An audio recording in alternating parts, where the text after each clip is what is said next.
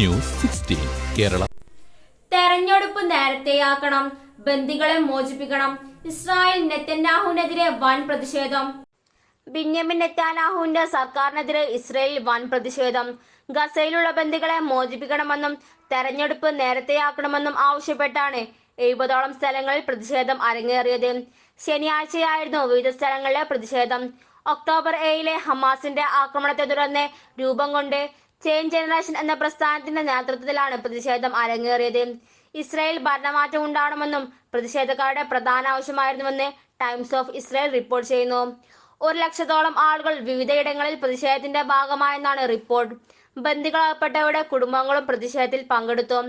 പ്രതിഷേധക്കാർ ഉയർത്തിയ ബാനറുകളിൽ നെതന്യാഹുവിനെ ഇസ്രായേലിനെ തകർത്തയാളെന്നാണ് വിശേഷിപ്പിച്ചിരിക്കുന്നത്. ബന്ദികളെ ഉടൻ തിരിച്ചെത്തിക്കണമെന്നും അല്ലെങ്കിൽ തങ്ങളുടേതായ രീതിയിൽ അത് ചെയ്യുമെന്നും ബാനറുകൾ പറയുന്നു. ടെൽ അവീവിൽ പ്രതിഷേധക്കാർ അണിനിരന്നതോടെ പ്രധാന സ്ട്രീറ്റ് അടച്ചിടേണ്ടി വന്നിരുന്നു. ഇസ്രായേൽ പ്രധാനമന്ത്രി നെതന്യാഹുവിന്റെ വീടിനു മുന്നിലും ജനങ്ങളെത്തി. ഒക്ടോബർ 7 ശേഷം ഗസയിൽ ഇസ്രായേൽ സേന നടത്തിയ ആക്രമണങ്ങളിൽ ഇതുവരെ 34,600 പേർക്കാണ് ജീവൻ നഷ്ടമായത്. 75,800 പേർക്ക് പരിക്കേറ്റു. വലിയ രീതിയിൽ ഗസയിലെ അടിസ്ഥാന സൗകര്യം ഇസ്രായേൽ തകർത്തു. UN-ന്റെയും അന്താരാഷ്ട്ര നീതിന്യായ കോടതിയുടെയും ആവർത്തിച്ചുള്ള മുന്നറിയിപ്പുകൾ ഉണ്ടായിട്ടും അതൊന്നും ചെവിക്കൊള്ളാൻ ഇസ്രായേൽ തയ്യാറായിട്ടില്ല. News 16 news desk. പക്ഷമില്ല, വിവേചനമില്ല. നേരിനൊപ്പം, നാടിനൊപ്പം, നാട്ടുകാർക്കൊപ്പം.